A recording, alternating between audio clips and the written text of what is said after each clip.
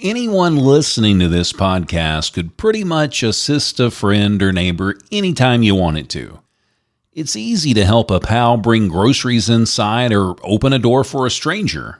Maybe a lovely card is a perfect way to cheer up a sick relative in the hospital, or giving a couple of dollars to someone in need can make a difference.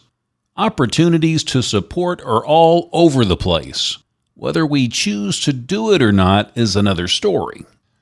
Saving someone's life is another level, and it requires being in the right place at the right time.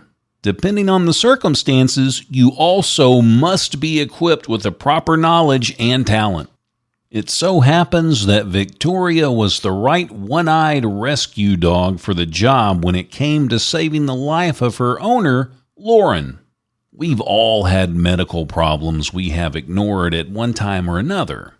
Sometimes it's nothing, and sometimes we find out a trip to the doc should have happened weeks earlier.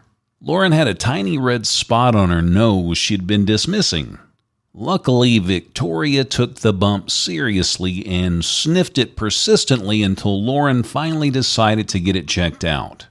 It turns out that rescue dog is the perfect label for Victoria. You may have already guessed the spot ended up being skin cancer.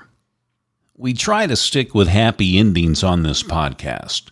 So we're delighted to report that the cancer was detected early enough to avoid more severe complications. Lauren said she would have ignored the bump longer had it not been for Victoria, and we do not even want to imagine what would have happened if that had been the case. You don't always have to rush into a burning building to save a life. Sometimes all you need is a nose for sniffing out danger. Heroes come in all different shapes and sizes. This story happens to feature a delightful one-eyed furry wonder dog.